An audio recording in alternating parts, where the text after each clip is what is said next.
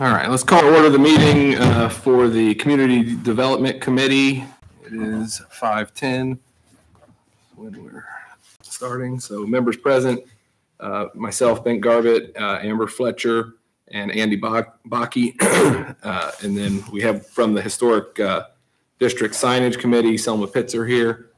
And then we also have our mayor, Kelly Bollington, and our clerk, or our administrator, our clerk, Brian Fott, and then our administrator, Kelly Jones. So we'll get started here. We want to start with the signage pieces. So the first thing we have is we have an updated historic district signage guide. So really what I'd like to have everyone do with this is just take it with them. Review it. It's obviously upside down on the inside. When the printer, I did this, so when the printers do it, they will do it the right way or we won't pay for it. And so just, if you can just double check, make sure there's nothing that we want changed, nothing that has a typo in it or anything like that. And then the next time we come together, I don't know that this is something that necessarily needs to be approved by council, but it'll just be what's going out when we hand out the new village or the new business packet for the village, which one of the things that we have to talk about is how do we start getting that out there more clearly for people to know that they have to do these things. There are, the plan right now is for them to get it when they sign up for their utilities. But if they are not signing up for utilities because they're renting a space, they won't get this, and they won't know that this is a requirement. I think everybody kind of knows that it's a requirement, but if it's not official, we need to somehow make it so that they can clearly know that. So any questions about the brochure? Just want to take it and look at it, and next time we come back together, if there are any things that need to be adjusted, we'll go from there. So one of the things that we've been working on for a significant amount of time is the historic district signage ordinance. So we've been updating that. And so as you see, for our new members, this would have been their first viewing of this. So we need to make sure that everything is what we want it to be. And then we need to get this before council and vote on it, I would say as soon as possible. So Andy and Amber, do you have any questions about it right now, or do you want to review it and then talk about the next time we get together? I personally myself just feel more comfortable, taking a look at it and kind of being able to be more educated about it at the next meeting. Okay. Selma, do you have anything that you want to add? Well, when I talked to you or called you or messaged you all ways of communication, I talked to you changing a little bit on our ordinance about including the quantity of signs. We have some issues about some businesses doing a sale or promoting any product. And Ron has done a beautiful job in the building and running this full of numbers. But I noticed that there's oftentimes at least 4 signs in the yard. And they're not advertising a sale, they're advertising materials that are purchasable there. And I think that we need to talk to Rebecca. I think everybody can either use a visit or a little letter that says, this is a summary of the signage orders. We're glad you're here. We appreciate your participation in business in Georgetown. But there are some guidelines. We talked about how you can't always get it for the utility bill when you sign up for utilities, but maybe it would be a good idea if they're visited and given something in person, even if it's just this, just to let them know, because new businesses, new employees, new owners, people don't understand all of that. But there were 4 and 5 signs in her yard. So if people don't mind, if we don't mind as a group or as a community that there are that many signs that are advertising merchandise, we have restrictions on how much is allowed outside. And we talked about sale signs, temporary signs can't be up for more than 14 days at one time. So you have to change it. If you don't do it again, change it back and forth. So I think it's just a personal decision if we think that's, I think it's a lot, but if you guys don't think it's a lot, I'm okay. They're not disrepair signs. Right.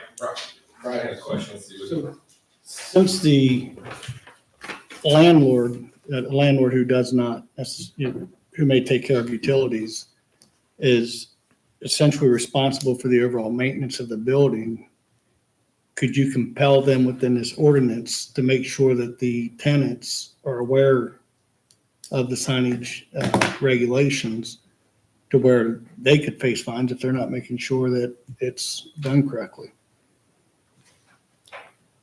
Maybe something to ask Joe, but Yeah, we would definitely It'd be have to good ask if we Joe knew about the that. owner of the building as well as the occupant, so that we could give the information to both. Some owners probably don't want to bother telling their tenants what they ought to do, and I don't think we need to be overly concerned, but just kind of sharing the word about why we have this is to keep the ambiance and the history of the village not looking like every other town in America where anything goes. That we have a look that we're trying to portray to be in keeping with the historic district.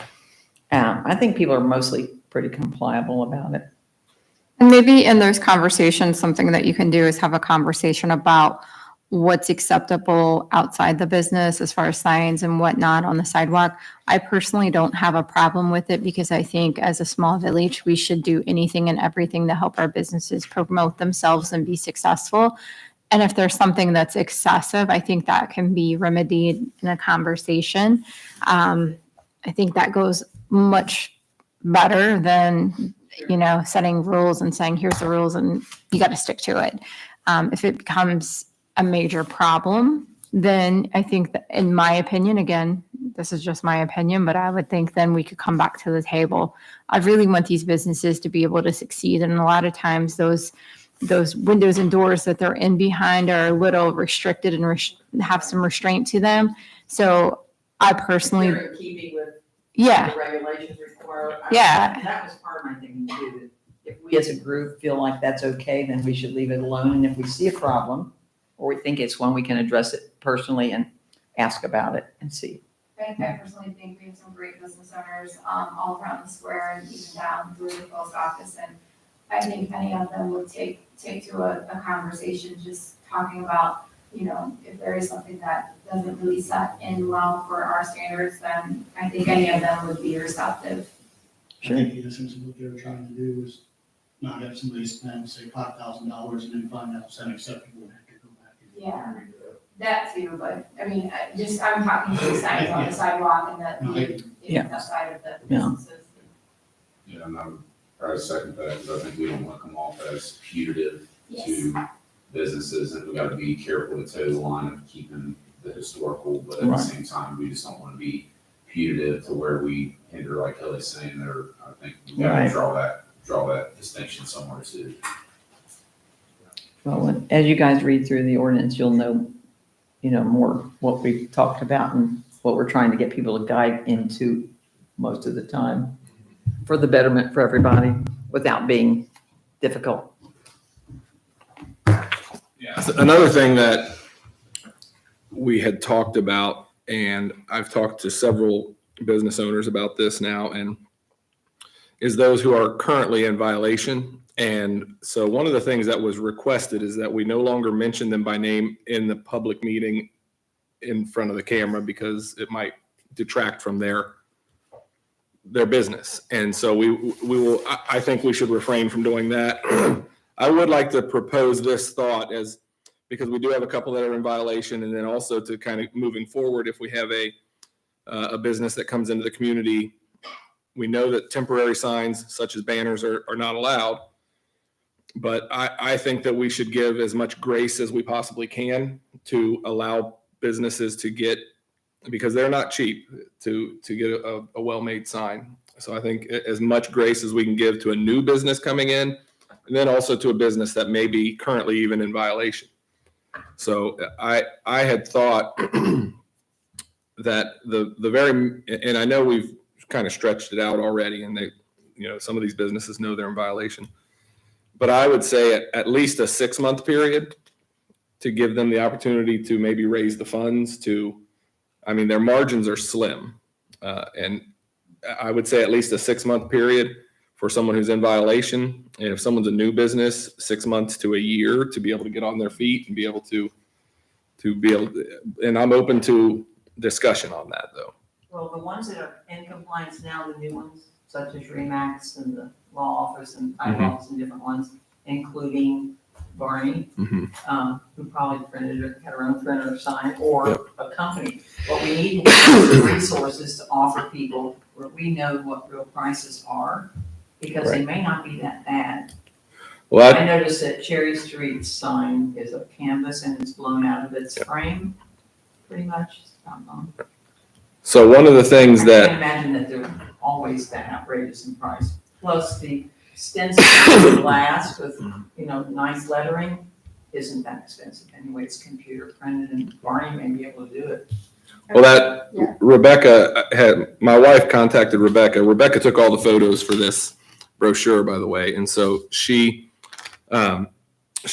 developing a package that we can get out there, even in the packet that we hand out. If somebody needs a sign, she can print them on that, because what her sign is an aluminum composite that she can print on.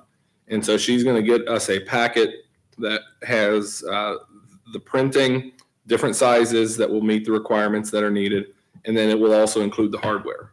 Right. So for those businesses that need it, we will at least have that resource, which is local, and that will That's help. what we need to, once we have all that, we can approach the business to just say. Yeah. Something. And that allows them also to develop a marketing relationship too with the business. Again, making all of those businesses stronger there on the square. If they have somebody that they can easily right down the street go to for their, yeah.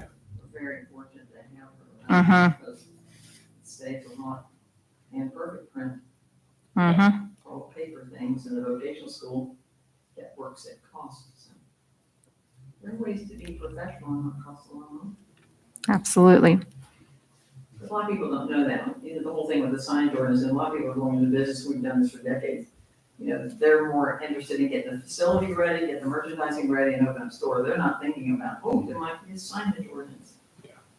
So we can't hold it against them if they don't know, and just want to ease them into something that works. So any suggestions as far as a new business coming in? Do we want to give them a window? And then for those who are in violation, once we get these resources available, do we want to give them a certain amount of time? Because I think that we need to keep the historic district, like we said, we need to have some standards there, but. Well, we need to be able to link to new business coming in, even if it's through the treasurer's office when they're getting their vendor's license. It'd be nice if we can somehow have a heads up that way, or the utility office, or if we physically see something happening, then perhaps we need to, as a committee, make a decision that someone is willing to go say hello, welcome, and we'd like to make you aware of our historic district, and we're glad you're in it, but here it is. And if they get a heads up, and we're here to help you in any way we can, so that we keep a certain ambiance to the historic district. Most people are really willing to comply. And back in '76, when the village was turning all that around from overhanging signs and whitewashed buildings in disrepair, there were several who were very much opposed, and you have to respect that. But I don't think so many people are that way now. And, we did grandfather people in, but you see anybody grandfathered right now? Most everybody has changed, or the building and businesses have changed. Yeah. I think Donovan is one of the ones that's been around 76, that look. Everybody else, I'm pretty sure, is different. So I don't think we'll have a problem, especially if we respectfully inform people. Think you're good for that. I'll talk Make to them do everyone. it. I can go speak to them. I certainly can. Do you have someone, because you and I probably have seen this the most, do you have anything that you want to point out? I mean, we highlight, the highlights are the things that have been updated Right. from the old one. I wouldn't think it is true. But the more you work on it, the trickier it gets, because you're trying to read between the lines so that everything is so clearly understood by the person who receives it. And that is not easy. Because who's gonna read this? Nobody. But we're reading it to death, trying to make it easy and understandable for everybody.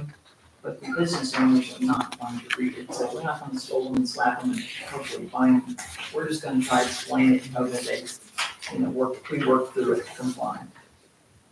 But we did it this way because we understand how wrong it can go. Do you guys remember when the smoke shop was where the coffee loft is? Well, once upon a time, I was still on that ordinance committee, on the signage committee, and that smoke shop has now moved to Memorial, perfectly located. But that sign on the side of that building was narrow and tall, it could have been 5 feet long and maybe 15 inches wide. And it was the cheapest wood molding and a paper sign. And there were a couple people on the signage committee that were very offended at the idea that this man might not be in compliance, or that we would ask him to please upgrade that, not take it completely out. And someone even thought maybe we should pay for his sign. I said, he only has about $10 in it right now, with a little bit of, floor molding and a little bit of stain and a few nails and a paper printed sign. So it did get changed, but we can't be afraid to explain it and hope that we can convince people if we have a problem. But I don't see it happening because everybody's pretty much in compliance. Bink, who are the two that aren't in compliance that you said? We're not gonna mention We're the not gonna names. mention it, Yeah, but we're there not are gonna two. mention the names, but we have a few that are not in compliance right now. And Well, we can work with them. that's what we were in the process of doing. And then we were gonna have the administrator at that point, that it was Art at that point, we were gonna have him contact them, but we didn't finish this. So Okay. I think this needs to be finished. The brochure is finished, or at least has a finished, revision here. We can finalize it at the next meeting. And then I think our next meeting at the bottom, you'll see, is April 11th, which is right before a council meeting. Then can we bring this to council to vote on at that point? Okay, so I'd say once we do that, then we start pursuing those who may not be in compliance to see how we're gonna remedy that. So the only thing I would ask for those who are going to be looking at this is on page 4, under letter N, just make sure, because that's one of the things that Jeremy Varner put a lot of work in, and we discussed quite a bit, was how do we determine what the linear footage of the building is and how to be clear on that. So just as you read that, make sure, like if you were a new business owner, that you would understand that. And then if we need to adjust that, maybe we do. So. May I ask a question? Yeah. I'm not trying to ask about here on who does the work, but according to this, they're talking about the zoning regulations from the previous ordinance. We have a zoning officer, and you're talking about working with people, giving them time to come in compliance. I think that could be something that he could, address the issue and occasionally remind them, on the amount of time they have left, and to work better with somebody. That way it wouldn't necessarily get lost in the shuffle. I mean, And once we have those figures from Rebecca Barney on what signs cost and sizes and things, I think it'll make a big difference in talking to somebody to know that there are signs that are affordable and that do meet the compliance. So we can't, give that information. We can't have a conversation if we don't understand and have options for people to make choices. So great idea, but yes, Jeremy worked really hard on the math. Yeah. How much space is that? It's impossible to figure it out without. So the zoning officer would be the one who would then. well, contact that's just my thought. If it falls under the zoning guidelines, that would be up to council how they want to have that enforced. But I think you're looking at working with your business people and giving them the opportunity to correct the issues. And that's something, if you got it in front of Mike, he could address it, do a follow-up within, a few months, and keep reminding them and keep a status. That way, he always does a report back to council anyway, and that might be a way to keep the committee updated and also the signage committee and council's committee. Yeah, we can definitely do that. That was just a suggestion, was that it was. Yeah. Was gonna be, the administrator at that time, so yeah, we can do that. Okay, any other questions or discussion about the historic signage? I think a lot of work has been put in by the other members of the board who were or the committee who were on it, and Selma and John. And so we need to wrap it up. Close. Yeah. So if we can get it wrapped up, figure out how to get it out, get the word out so that people know, and then go from there, I think we'll be good. Definitely. Okay. I appreciate it. Any questions from you guys here? No, because like I said, I think he has some Read good it. ideas, but I definitely want to read over that. Okay. All right.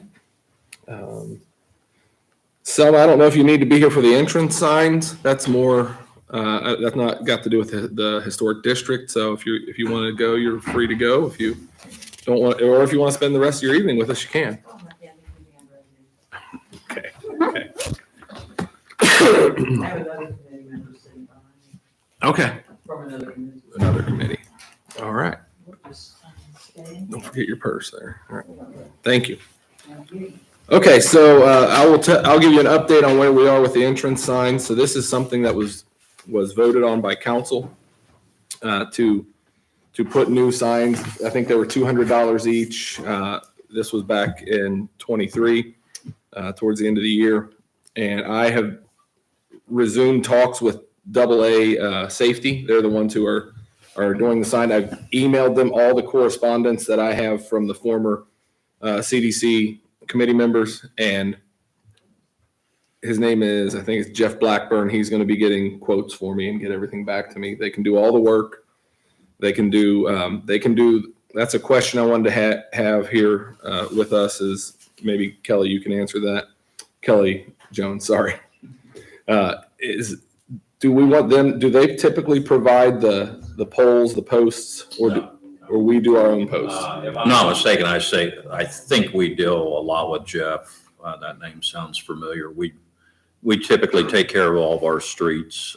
Streets, I actually ordered some today that got stolen in the last few days. Okay. That's something we would order from them. I don't know if you have if council's committee has a particular style or anything like that, but they would order it, get it to us, and then we would have the street crew put them in place. Okay. Let me read to you what the committee had talked about in the past. So here's what it is. As you turn off of 68 on the Mountain Pike, and they have to meet ODOT standards, they will be brown because that is what the state designates historic location signs to be. And so the committee voted on one large at the top and two posts that reads Georgetown Historic District with an arrow and how many miles it is to the historic district. Okay, and then underneath that, we want two separate signs that will be the same length of the main top sign, but much shorter in the height. One will read U.S. Grant Boyhood Home. One will read Grant Schoolhouse, and they'll be attached to the same two posts. So you have all three of these on the same post. So we will just buy the signs and then we'll put the posts in with our road crew, right? Is how it typically works. But that said, just to give you a little update, when Rumpke did their new entrance, they took down our current entrance sign or Georgetown Corporation sign. And my street supervisor was in the process of putting that back up. He had touched base with the state, who regulates all signage on state right away. Got the specs and a possible location, but that came up about the committee in the process of doing new signage. So we were going to hold off on putting anything in place until the council makes their decision. I would recommend to double check with the state just to be safe that they don't have any certain requirements.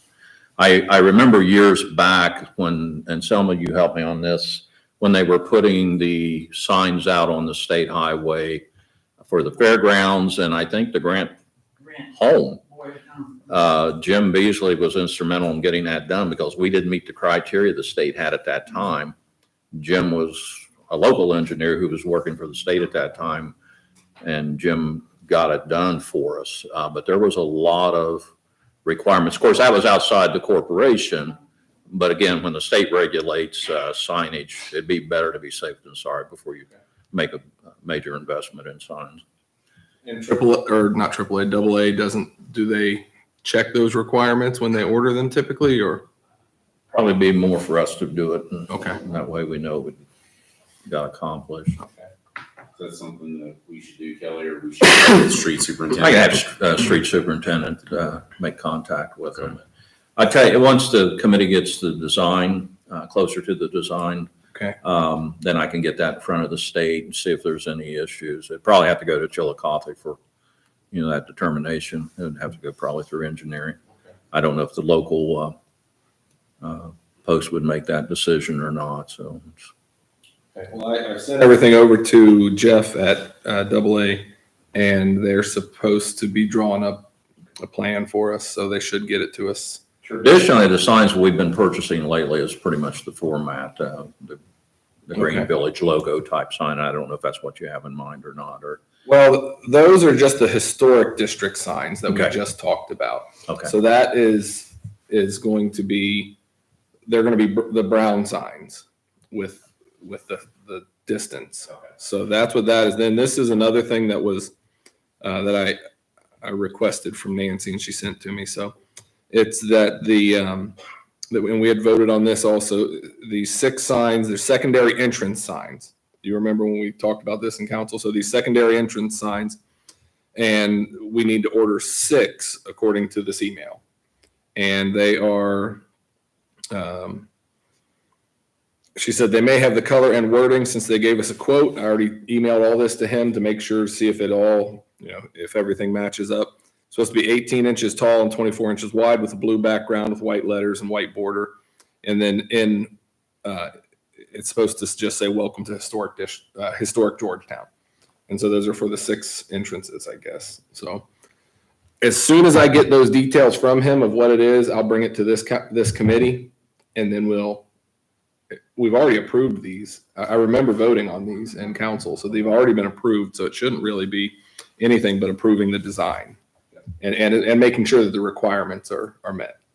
So.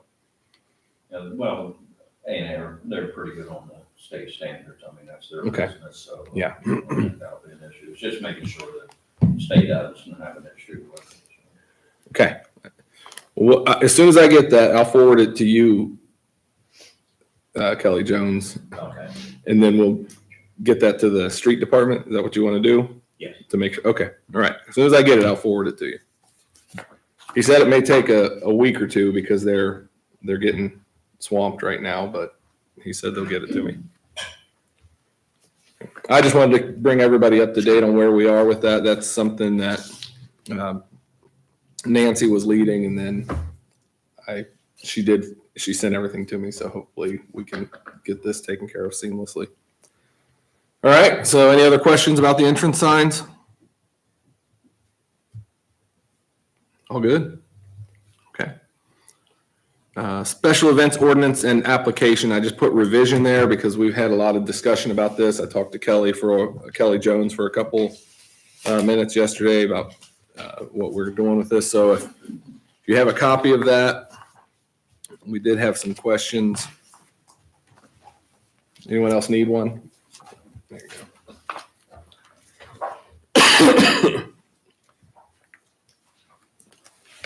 So what questions do we have concerning this? So, Well, the main issue, this is not only new to me, as I explained to some of the members yesterday, I didn't anticipate still being here at this time, so I didn't really look into this new ordinance that was just passed in December. But here we are and going into the spring and our events are starting to come up. And most people are used to the old way of doing things that have been involved in putting on community events. This really changes. There's a lot of things you have to do in order to get an event okayed. Not only does it have to be, the application, there's several things, police, fire, EMS, new costs. I mean, it covers just about everything. Not only is it new to me, it's new to the organizations too. And there's a lot of questions. The one thing I came across was it says there's a permit fee, but it doesn't say how much the permit fee is. There's also, Carol brought it to my attention on nonprofit. If you're a nonprofit, you have to show the paperwork that you're a nonprofit, but it doesn't say specifically why. And I don't know, do we read into that if they're a nonprofit, they don't have to pay the fee? It doesn't really explain that. Amber's new, Andy's new, and from talking to Bink, you got in on the tail end of this too. So we're all new at this. And my purpose was to get this in front of everybody. We worked all week to get it to as many organizers that I could think of to make sure we're all on the same page and understand what we're doing moving forward. I don't know if the committee's had time to review all of this in depth. It's what you're comfortable with. I know Carol has presented 3 applications. They're not complete. She's still working on getting letters. Amber, I know, has a planned event. I know she has concerns on whether she's going to meet the deadlines. It has to come to me. It has to be presented to a committee 30 days prior to the event. Amber's already, you're within 1 day of your 30 days. So I just want to make sure everybody's on the same page, including myself, on how we move forward with these events. We want to keep things going, but it's new, and there's a lot more requirements. Well, and looking at the application and review process, it doesn't necessarily, unless it's somewhere else in here, say that it must be approved 30 days prior by the CDC. It says it must be turned in 30 days prior to the event to the village administrator. So that, and the way that our meetings fall, typically the second Thursday of every month, and then unless it's needed, if we hold it fast at that 30 days to be approved by the committee, then we're going to run into a lot of special meetings perhaps to approve one. And that's, I mean, as we move forward, Carol's group's been doing this for years, so Yeah. they have probably everything in place except for a few letters that are going to be required. The grant days, same way. They've been doing it for 20-some years plus. But my thing is to make sure everybody understands the process, that we meet the deadlines, are able to meet the deadlines. There's just a lot of new criteria, and I want the committee to understand, what we're doing also. It's new to everybody. I'll give my 2 cents on it. There are a lot of things in here that are required, but from the village standpoint, required for a reason. We want to make sure that entities that are, doing events on the square have the insurance, are properly insured, that we're not putting ourselves liable out there. We want to make sure, if you have an event out there and they're, taking in money, where's that money going? How are you guys set up? All of those things really do come into play.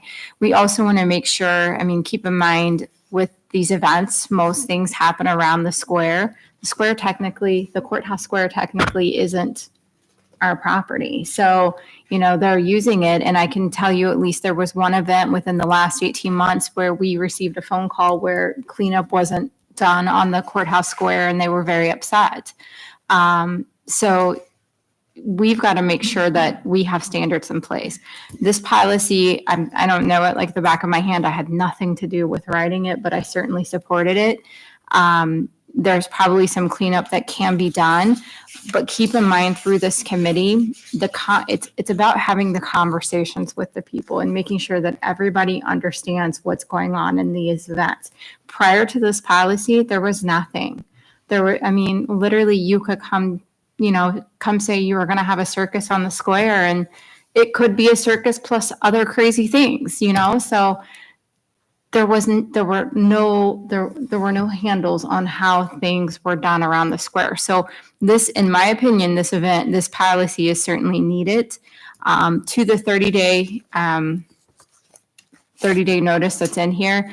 I would say if you're putting an event on, and I just know from doing the Beer Fest and other events, I'm planning an event 6 months, if not longer, in advance. So to me, the 30 days is just kind of a, cushion. Let's make sure we have all of our stuff in. But I would say if you're planning an event, it's going to take way more than 30 days. It shouldn't be a last minute type of thing. So I know there was a question about the insurance in here and getting insurance, how, maybe something to that extent that could be modified to once given approval, then you purchase insurance and you have to supply the certificate within so many days so that makes that more fair to the person putting the event on. But yeah, there's probably a few things in here that need to be shored up. But for the most part, this policy is certainly needed. The reason you have to, your electrical department, the police department, the reason you need to include those in on any event is there's one person in charge of basically putting the orders out for things that are needed for events. That's our administrator. So we've got to be well ahead of the work orders to say, on Friday afternoon at 3 p.m., make sure you're putting barricades out at this place, at this place, at this place. The other thing is, not every event requires excessive police or extra police on staff, but the police need to be well aware of what's going on in the community. So that has to, again, come through our administrator. Electrical, I can tell you, I spent a lot of time with Jerry from the electric department over the last couple of years, mapping out the voltage and the outlets and, where things need to go. Specifically, I'm using the Beer Fest as an example, but that's very important to know because, if you have 6 food trucks coming in or even 1 food truck, you need to know best placement and what outlet can handle what coming in.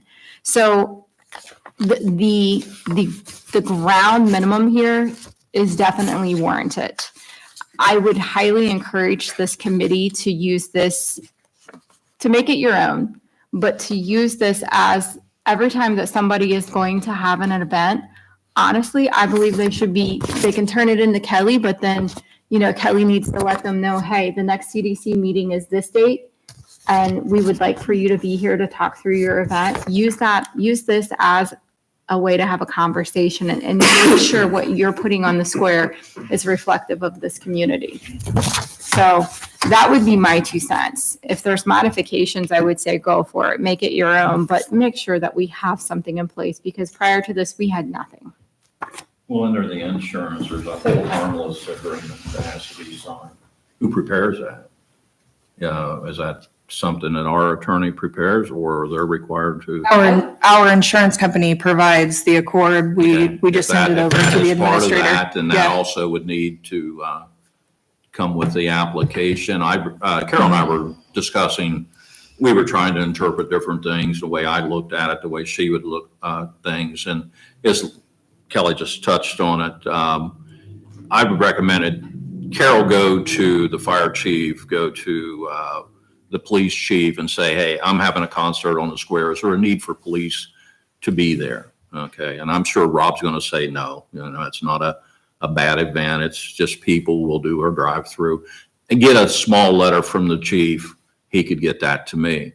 Now, as for your beer drinking event, you may want to have police, extra portalettes. I mean, all this stuff is covered in this, and it's not a fit-all for just every event. It covers all events, and but it's a learning curve for everybody, including myself. And again, the next administrator is going to come in and have to relearn this.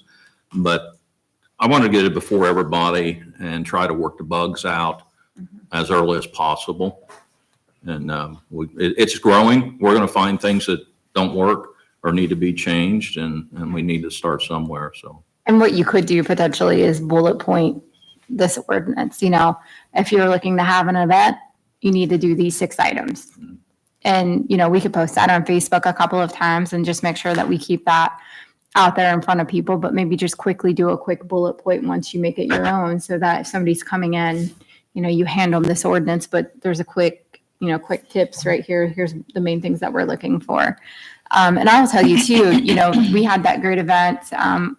Mike put together the ice skating event. Carol, you were involved in that, the ice skating event. And, we didn't have It was huge, and we didn't have extra police people on board. We didn't have any. And, you know, it wasn't a matter of things getting out of hand. It was such a great event. We had too many people and we didn't have the right streets closed. So, Ironically, I thought about that event for EMS. I don't know if you had EMS there, but when you were putting kids They on showed up. skates, yeah, putting kids on skates, there's going to be bumps and bruises. it went really well. Kids are tough, they're resilient, but still. But yes. I have a whole thing here Sure. we need to talk about real quick. And thank you for the one call today. Appreciate it. And I guess this is gonna be an annual event. And do all of you have your, ordinance for this special events? I just went through, Kelly's become my new best friend. I'm seeming to be in his office pretty often with questions here, but and I just did a page 2 and I went by dots. And on dot number 7, it does talk about the application fee. Can you answer if 501c3s are gonna have to pay an application fee? Because the money we get is all donated and I I don't. feel like think- that's gonna have to be revised because we definitely have to have a specific number. And with that being said, I don't know that, I think that's something that needs to be discussed, whether or not we need to keep that or not. I would say that was emphasized probably because that's probably what they were leaning toward, I would guess. That would make sense to me if you take the time to be a 501c3 and you know, your money's going to somewhere else, that would make sense. Right. Right. Right. That's the way we were interpreting it, but it's not It's not black and that white. clear. And there's no amount. There's no amount, so that's not a nonprofit, what do they pay? I vaguely remember those conversations and the fee was because they didn't want businesses coming in and making a bunch of money on village property and not having any money coming back to the village from that. But I believe the discussion was that 501c3s would not have to pay a fee. And then on page 3, dot 4.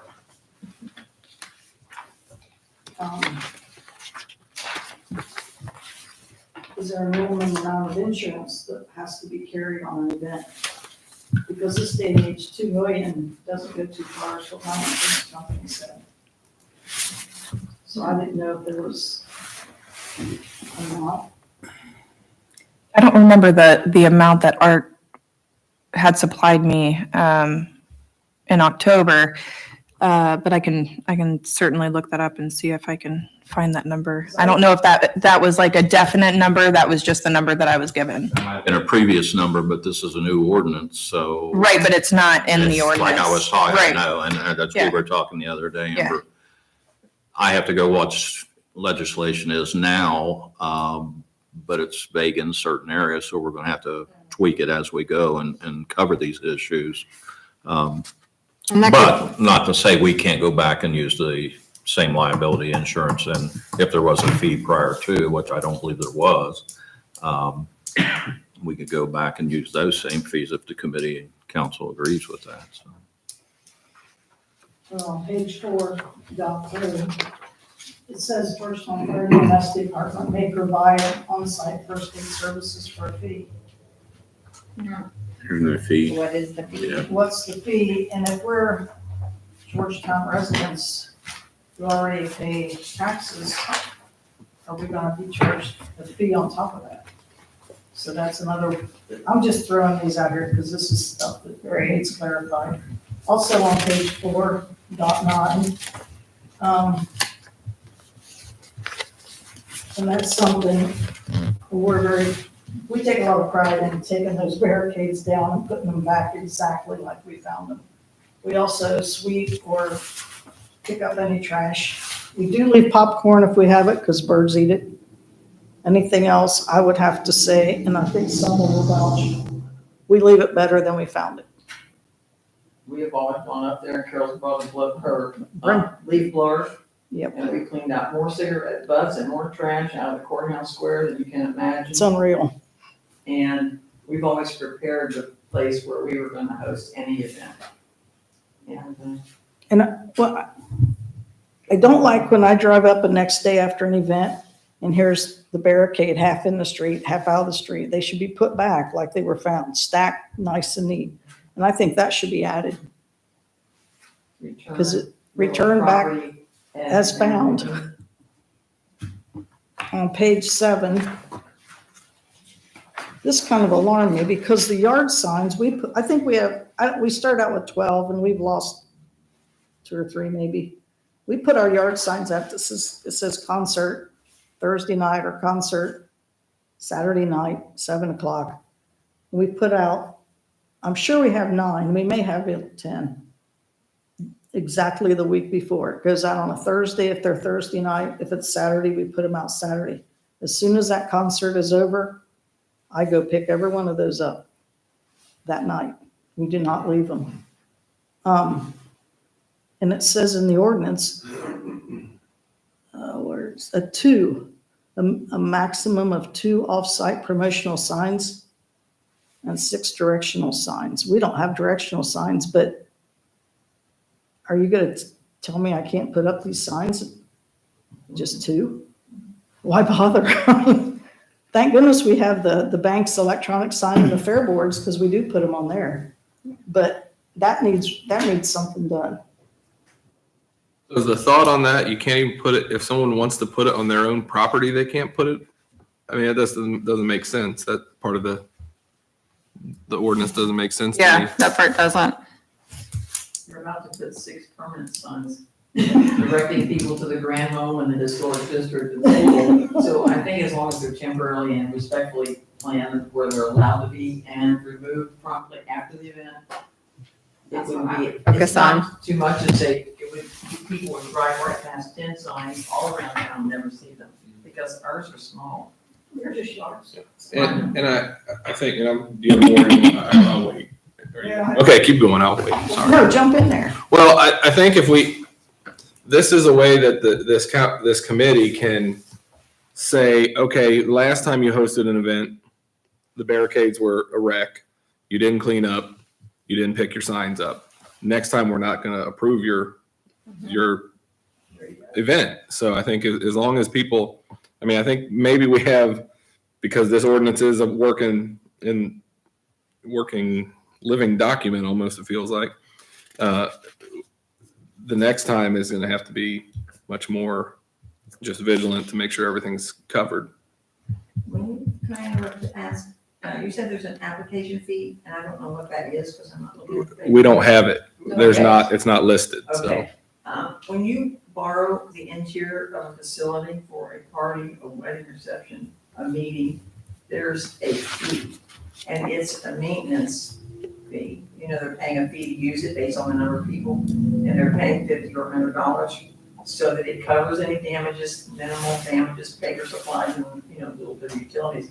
And maybe, that sort of thing could be incorporated, I'm just talking up top, and returned if everything's left the way it should be. Like a deposit. If it's not a non-for-profit, but it's someone for profit. But anyway, just. Go right ahead, sorry. I don't know of any that have come through that have been for profit. I mean, yeah, I think they've all been either nonprofit or just free community events. I think they're looking for the food trucks. The food trucks. Yeah, but they're not the ones, Trucks are just part of the event. yeah, they're not the ones. No, doing the the application. food trucks in general. Yeah. I know, I think that was part of their discussion on that. And that there was somebody who was talking about having an event, some sort of a craft show or something out, Catherine Hanlon, at the time they were discussing this. And I think that was part of their thought process behind that. It doesn't Go ahead, Carol, call another sorry. community and find out what their fees might be Mhm. for something simple, and then you don't have to reinvent the wheel and find something that just answers the question. Yeah.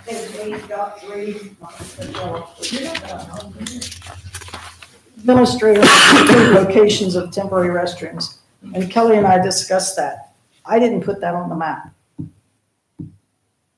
And the reason for that is, what if, and I told you I had a major complaint about not even being responsible. What if there's a vehicle parked in there and Rumpke comes and delivers and they can't put it there. Do I have the authority to say, can we just move it over there? Or do I call you and say, hey, we can't put it where you want it?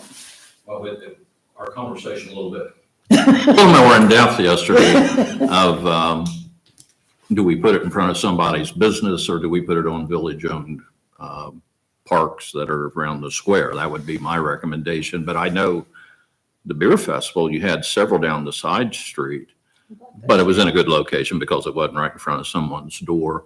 We also talked about, when you're talking about portalettes, I mentioned to Carol, she ought to consider handicapped accessible portalettes too. That's something that is not addressed in here, but, you know, just for ADA standards, it's something you should keep in the back of your mind when you're having these events. And I don't know if that needs to be added, but, you know, you are going to have handicapped people coming to these events and And they do come.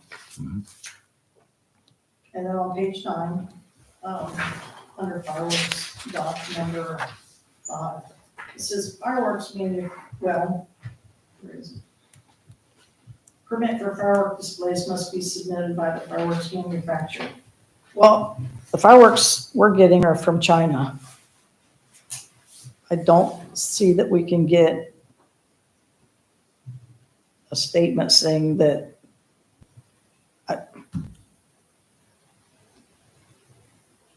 our feeling on this yesterday, it's not the manufacturer, it's the producer or the person. Right. And it's just probably a word change, a simple word change. If Rossi's putting it on, they would go through Rossi, they're responsible. I think it's just a wrong wording. Yeah, by company I don't think contract. we're gonna. But these are things that we're catching in the past day. And this is all new. So this is what we need to get resolved, worked out, corrected, so. And then on the application, it says number of participants. I was asking Kelly, there's 5 in our group. Some of our bands have 5, 7, 9. We had an orchestra that had, I think, 14. Are those participants? And then the number expected to attend, I mean, that's just a raw guesstimate there, but the participants had me puzzled because I don't know what you're asking for exactly. And food trucks would be participants, I guess. Well, I know from Amber's event, you had how many different groups came in or booths set up here. I couldn't count, Those yeah. could be considered different participants.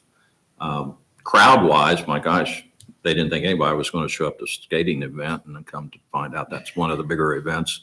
And that was put together in 10 days. I mean, so it's kind of a guesstimation when you're figuring out people that are going to come, portalettes, and it's kind of a learning curve, you know, from year to year too. Yes. These events are going to grow. So it's, I would think the band is a participant mhm. and the courthouse square committee is a participant. I think that would be, in my mind, that would be 2 participants. So with the Might band. be organizer. So if we have a band and we had a band last year and they brought a roadie, a sound guy, a sign technician, and I'm like. I would think that would be one Yeah, participant. the band is a participant, all these Yeah. people showed not the up. number that is in the Okay. band. But if we're talking about like National Night Out, where there were, I mean, all the churches are represented, all the businesses are, so are you counting every organization as a participant? Is that how we're doing that? Is that really, I mean, my question would be, is that really a needed item that you need to know? If you're Yeah. having a conversation, does it really matter? Like, why? I think that's just for Yeah. informational Strike that. purposes Yeah, though, for the most strike it. part. Yeah. As long as you have, again, a good sense of what this event is doing and capable and who's involved. I think that wouldn't- would take you back to the police, the fire and EMS question too. You know, if you're having a lot more vendors or participants, especially village-wide, you would need more police on just for, you know, for patrolling things. Do you think that would fall under the number expected to attend though? Well, I mean, Participants. again, That's the problem. You just have no idea. You can't. I mean, There's if no you've had the- definition that we're right. going by. There's nothing that really I mean, defines to your anything. point, Kelly, I think that if, Beer Fest, for example, you're going to need a lot of police. You want to have EMS. You want to have people like that out there. A concert on the square. I mean, and that's where I think the benefit of having these events multiple times a year, you start to learn these kind of things, and have that kind of relationship with the application and the people that are doing it over and over again. So, but I agree. I wouldn't get hung up on the participants because I think we're more concerned with how many people do we expect to attend. So, you have the services in place for that kind of event more than. Well, the village has always promoted any type of event. When I was here years back, we put the electric on the square just so vendors could come in and have something to plug into. I remember we put an extension cord to where they could bring it over in front of the courthouse for the bands, that have. Now, even with that said, now if there's something that's going to require different electric, obviously they're going to have to go through Mr. Cooper to determine that. I don't think that that's necessary every time. I mean, if it's just, the electric's there for the band all summer long, I don't think that's something that Carol should have to go to Mr. Cooper every time to get the authorization or permit because it's already established. So. And I think, again, comes back to having these conversations, and knowing who is in front of you and who is putting this together so that you're comfortable. Like Carol, she's going to submit her application each year. She does this every year. It's probably not even necessary to have an in-depth conversation because you know what she's doing. You've seen it for years. You have somebody new that's coming that wants to put the circus on. I mean, I think they should be here. We all should be, or you guys should be having a conversation about what they expect, what they're looking to do, who's providing the animals, what type of company it is, so that everybody's on the same page. And it's all in writing because you've had them do the application, but yet you have a strong understanding of what this event is capable of. And then you can, go down the list and start helping them check mark the items that they need to do as far as we need to touch base with the police department. We, just like the skating thing, if probably that being a new event, if we all sat down and had a conversation, there probably would have been a discussion about closing all 4 streets around the square instead of just the 2, because that's where it kind of got a little clunky at later in the night when we realized the line was going up to UDF. So, just having those conversations and making sure everybody is on the same page, I think is going to be important going forward. Mention that to Carol. She's probably doing 99% of everything that's in here. It just has to be in writing, a little bit more of a format. Yeah, because if you're going to hold somebody. We new- know from past experience, the different groups, they do what they're supposed to do. They follow the rules. There's not issues. It's not to say there's never issues, but with these groups that have been here for 20, 25 years, they've been through all this. It's just organizing it, putting it in writing, in more detailed format. And my fear was, what if I forgot something on that form and I've already got the band's booked. Oh, no. We switched bands and now we have 50 participants. Yeah, we got an orchestra. But it's a good thing. I'll have to say, it's a lot of work, but I see where this day and age, you have to have it. Because somebody's always looking to come after you. I read over this about 6 times today, and I feel like it's a really good starting point. I think we do need it. I think it's very needed, especially there was a lot of things in here that I didn't even think about. And I've hosted several events and I didn't even think about it. So I think it's a really good start. I think a lot of things do need to be gone over and maybe tweaked a little bit, but yeah, for the most part, I think it's pretty good. And it does say you have to have your signature. There's no signature sheet. I know It's just that's little a deal, things but that we're You finding. need a signature line. The question is, because we're into the season now Yeah. almost where it's about to kick off. What do we do with this? It's legislation at this point, and we've got events that are about to happen by multiple different organizations. How are we going to hold them to something that doesn't even have, like when we all read it in the council meeting, everything looks good because we're like, yeah, we need this. But now we're getting into it and the rubber's meeting the road and it just doesn't work. What do we do with it at this point? Administrator discretion.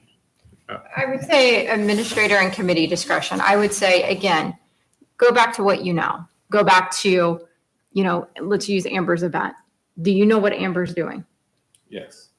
Everything that's happening that Oh, night? not everything. Okay. Not yet. I mean, So haven't I looked at would the say, application. do you know Carol's events? I know of them. I know everything about National Night Out, just about, but the others I don't. Well, that know happens on anything. private property though, We typically. don't So, have to do it. Oh, yeah. Yeah, we they don't have to anymore. do Yeah, that. That's right. Right. I would say for now, you have Kelly work through this with, or give this to the people that want to do events, have them fill it out to the best of their intent, and then have them come to your CDC meeting, your next one, and you go through this with them, talk through the event, make sure you're comfortable with it and all major items are checked. And that allows you time to tweak the ordinance and get it where you want it. But yet the main goal is being obtained here, where we're making sure that we're upholding what we want on the square. Everybody's going to be safe. The insurance is in place. And we work it that way. So because somebody doesn't have their insurance, we're not turning somebody away immediately and saying, no, we can't turn this over to the CDC. I'll go ahead. This looks 90% complete, best of your ability to complete it. Probably the most important thing for you to do is to come to the next CDC meeting, have a conversation. That date is XYZ. And then when they come, you have this and you guys start talking through it. Because again, we just need to know what is going on in the square. We need to know about the events. We need to understand the events. I mean, if they're having a circus, we need to know how are those elephants maintained and how are they not going to take off and go down the street and go all the way to the school and, tumble through yards. And I mean, that's kind of extreme, but it is reality. We had no grips on anything going on the square previously. So the reality is somebody could have came in with a circus. Hopefully we would have said no, but we had no understanding. And that's not what we want. Oh, yeah. We need this. It's just how do we're In doing the interim. administrator discretion is how we're handling it, I would and say- council. And I'm open to anything. I've dealt with these events for years prior. It's like I told Amber that I believe I was talking to so many people this week on this issue. I said 10 years ago, they could call me up and say, hey, I need barricades for, the concert. We'd put barricades up. I put a work order out and that was it. There wasn't a lot of I's to dot and T's to cross back then. It's just, we supported our local events. But as times change, people get too happy and you have to take things a lot more seriously. And this is one issue. I mean, when you're seeing, 1,000 kids coming in for some of these events or 500 or 600 people, things can happen.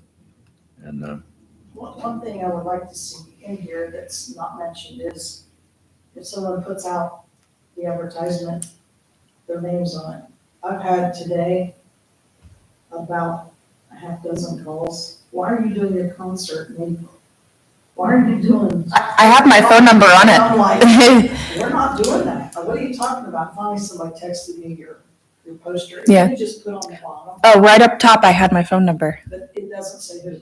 It has my name, my full name, and my phone number right below it.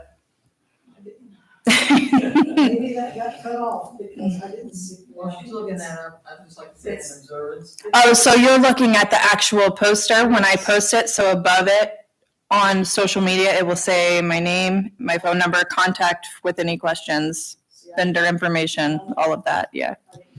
Yes, it's, All it says is, they just saved the photo rather than the whole post. it says April 6th, Courthouse Square, Georgetown, Ohio, 5 to 9. Yes, ma'am. Rock, and it's What does it say? Rock the Loft Spring Fest. Yeah, that's what it's called, yes. But I'm getting calls, it's not us. Right, right. So Because people don't read. They're not reading it, yeah. I didn't get, I mean, even. if- Yeah, someone sent you just the photo, not the Yeah. full, yeah. So, people were assuming. yeah, boy, are they. Why are you doing split the pot? You've never done, I'm like, it's not us. Because you've been doing it so long. Yes. Oh, well. Were you gonna ask Well, something? no, I was just gonna add, just listening, to Kelly and Carol's, participation in similar events for a long, long time. What your ordinance is for the new people coming in. right? We're hoping that we get more and more events on the square, more and more people and different organizations coming in. But every time the courthouse square has been involved in the music festivals that we've had, the music concerts, that's been going on so long and it's the same people. And then the beer fest had people that were on the council. And the wine fest had people that was, the mayor was involved. And so we have always had events where the people heading them up or part of the committee have been responsible, so-called responsible adults. But now we don't know what might come, and that's why the ordinance is necessary to cover. Right, and it's necessary for everyone though. That we don't know anything about that may want to. It's a work in progress.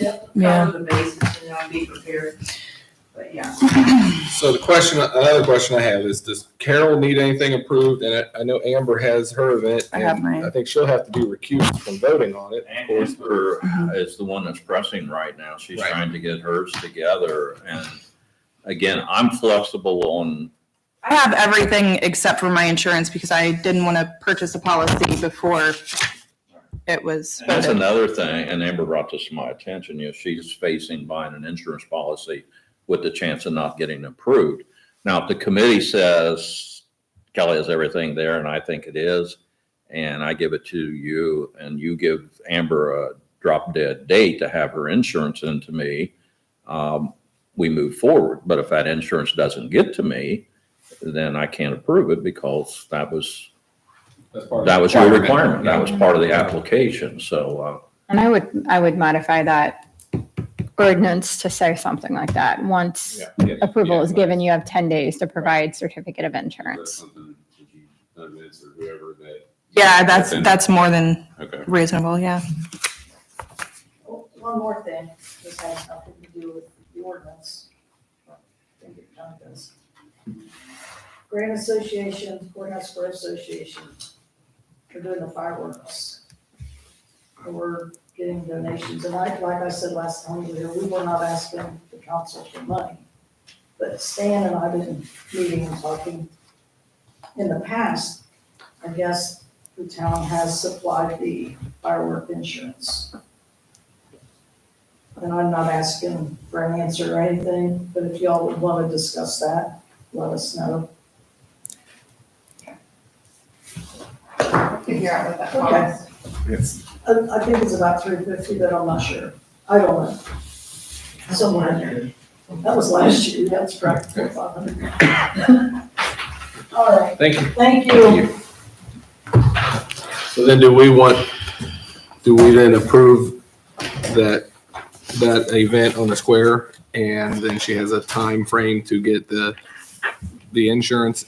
well, Move forward. again, Amber was trying to get her application completed. I haven't reviewed it. Yeah, it's all completed. It is Yeah. finished. So if, Do we have to come back for every event we want to do? I would not. No. I mean, if we got 4 concerts with 1 fireworks. just keep working on your paperwork for me and I'll work with I you. wrote 3 letters up, did Mike? Yes, yeah, I have everything here, Carol. I haven't had a chance to look at everything, but I think you should have it all, Okay. except the 4th of July one. Yes, congratulations, new mayor and new members of council. Bink, you stay strong in that. Kelly, great to see you again. Thank Kelly, you, Kelly, Selma. Kelly. See you. All the Kellys. It's Kelly. see ya. I would say Bink for Amber's event, maybe just talk through what the event is, help her get the word out, make sure you have an understanding, the police, the fire, the restrooms, all that fun stuff. And then if you want to guys want to give her time to get her insurance and get back to Kelly, make sure she has all of the right things. Yeah, I am too. I mean, if she's got the application for you and. We can you still make it work. Again, Amber and I haven't even had a chance to sit down and review it. She's been working, trying to get it together and depending And I don't on, think that the biggest thing with the 30 days, I don't think that was a problem. I think it was just that we didn't know. yeah, You know what I mean? So it wasn't an issue of like not being able to get it in time. It was just I didn't know that I had a time frame. So When I reviewed this the other day, because Carol had Right. contacted me and Ned had been contacting me, I knew you started an event. And that's when I pulled the file out and I thought, well, I better get in gear too, Yeah. because I've been lax on it also because Mhm. it was something past. I never paid any attention to it because my temporary status. So what type of an event? It's a concert? So it's, yes, so it's a concert event. We have so far we have two bands playing. It is, let me see, who do we have? We have Jeremy, where do I have it? Anyway, we have two bands. I'm not sure of the names just yet, but if you go to the community group, you can see the community board, you can see the posters that we have available. I'm going to have some flyers sending out, but we're going to have music, food vendors. We will have sale vendors. We will have a silent auction, or no, a basket raffle, in order to, and all of those funds just pay our bands and just the things that we have to rent. So we'll have tables, we will have set up for everyone to sit and watch the bands. We'll have set up over by the coffee loft for food and drink and lights, and it's going to be a really fun, family-friendly event. Are you set up as like an LLC, or are you just doing it? No, just So you're able to get insurance? Just Shannon Howell and I. So how do they do the insurance when it's a personal event? Like, I guess it's just event. It's just the same thing. Yeah, I go through John Wood. Just have to purchase it through. Like an, Insurance okay. provider that would cover their event. Okay. Were you looking just like to block the square with the gold? So yeah, Cherry, Main, and there by the coffee loft. So just the U like we normally do. But that was another thing that I wanted to talk about, and we'll get into that when we work on this. But talking with the businesses, I don't think mine will affect it, but I think that is really important to keep in there as well. Talking with them prior to our events. So I want to close off that U, but I want to make sure with the businesses there that they're okay with that first. If not, we'll go around the other side if we need to. But for now, for informational purposes, this is where we're at. It's a Saturday. It's a Saturday. So the only one that you have that stays open is I think Donahue stays open until 2, Donahue's and Applegate. So as long as you close it down after 2, that's not going to be a problem for them, because you've got the coffee loft, but of course she's helping you. So you're not going to have any other businesses that are, Make Yeah. it one of the last streets as you would close off. yeah. Last minute is typically what we do. Now, Carol, what she did yesterday, because you have to provide a map of the area that you Yeah, I want have it. closed off. She just went on GIS, Brown County's GIS, Mhm. printed it out, and I just ran copies off because it's going to be the same thing all summer. Mhm. So there was no sense in her reinventing the wheel each time. Right, We yeah. sat in here and That's made smart. copies yesterday of documentation, and it's just an easier way to do it.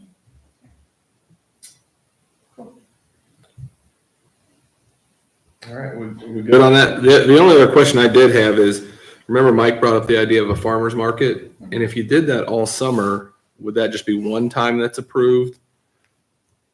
Or, because it would have to fall under this as well, right? If we did a farmer's market at the park, it would be a special event that's on village property. And so that's something to consider. Well, there's in the application, I know there's no permit fee required if it's a village sponsored event, but that's another good question. Do we have to fill out an application or one just for the? Well, maybe if it's one of those deals to the concert on the square, use as an Yeah. example, if they're gonna do the same thing 4 or 5 times, hey, these are our dates, we're approving the same blueprint, so we're not. We making have them different back. participants Right. throughout the summer, just based on who has what to sell at the Sure. time. Or maybe because it said dates of events, you could put each date that you have already lined up on this one application. Yeah. To your point, if they're gonna bring in different vendors, maybe they have an addendum to their application or something of, hey, these are the vendors that are gonna be at this particular date and event, so. And it's your policy to make your own, so make it how you want it. Answer your own question with how you put it in your policy. If you only want them to fill it out once, then that's what I would make in the policy. All right, guys, I'm out of here. I gotta go. Have a good night. Okay, just cut, you good with that? Yes, yeah.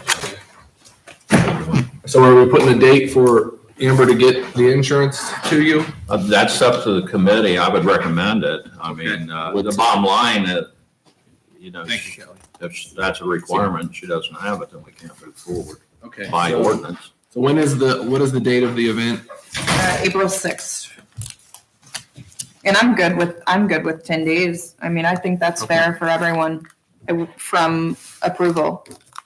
Okay, so we're, So if we approve it tonight within 10 days, Yeah, we could yeah, easily get it today. so we would have to vote on that, right? And I would abstain, Make a right? All motion. right, I'll make a motion that we approve that application. I second that motion. Okay. All in favor, say aye. Aye. Aye. All right, so motion passes with the understanding that you'll have that insurance within 10 days. Okay? You want to give me your application so I can have it on file? I have a couple things for you.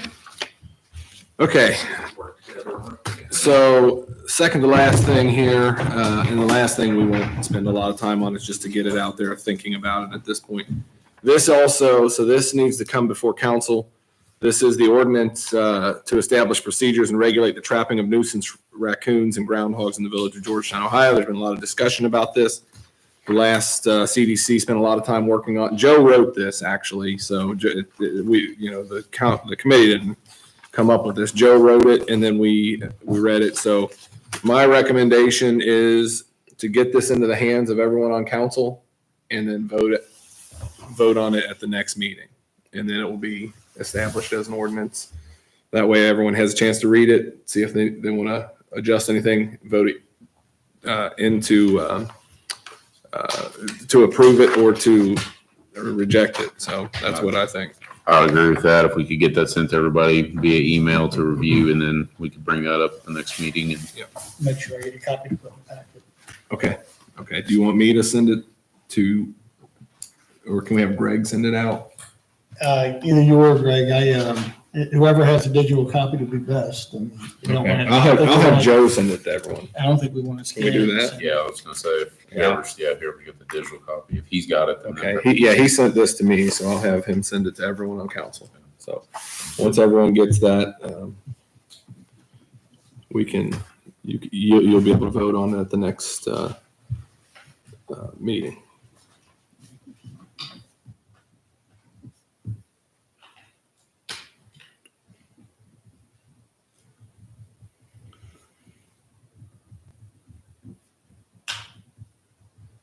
Okay.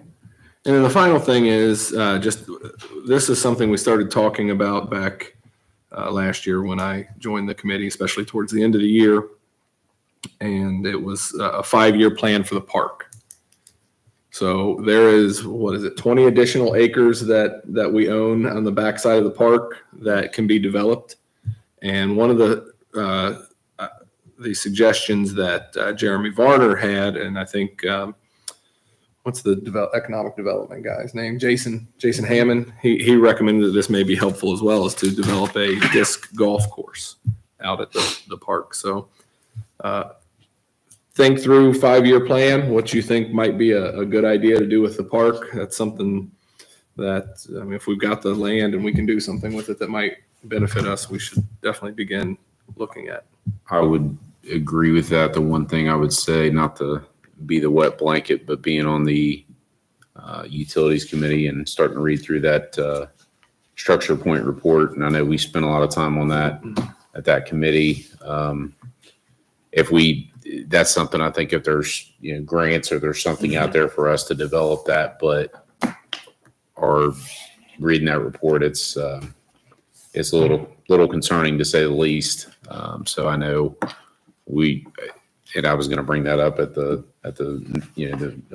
council meeting next week, but just, we're going to have to make sure that before we, I guess, expend resources that we have, again, if we can get some kind of a grant, I think that'd be great, because I'd be out there probably 4 or 5 days a week if there was a golf course, but just making sure that we keep our eye on the prize on that infrastructure piece, that is all. But yeah, definitely if we can do something out that way. Well, I think Jeremy has a plan. He and I were going to discuss it, but we haven't had a chance to get together yet. And it's going to be like, it will bring in some kind of revenue also, Sure. but it was going to be very, very minimal expense. That's great. So of course, when you Sure. start talking like that, you don't know exactly. To some people, minimal is different than others. But so yeah, we definitely can't sacrifice Sure. infrastructure for that. So if you have, I mean, we need to come to these with ideas though. Yeah. So whatever that might be. Well, I know some people have mentioned too, even on a smaller scale, which, I mean, 20 acres is a lot of land, but even improving the walking path out there, widening a little bit some of the areas out there that are flooding, like if we get a significant amount of rain and some of those kinds of things. But yeah, definitely, if we own that if we already own that land back there, how can we utilize it? Definitely. Sounds good. We did talk about at the last council meeting that we're going to try to plan, or we are in the planning stages of a kickball tournament. And I had a couple people from the village reach out to me and say they'd be interested in helping with that. So if anyone else is watching this and would like to be a part of it, let me know. We'll have a date by our next CDC meeting when that's going to happen. So it's not quite warm enough yet for it anyway. So, all right, anything else from anyone? No. Okay, motion to adjourn. I'll make a motion to adjourn this meeting. Second. All right, all in favor of adjourning? Aye. Aye, agree. Okay, still alive.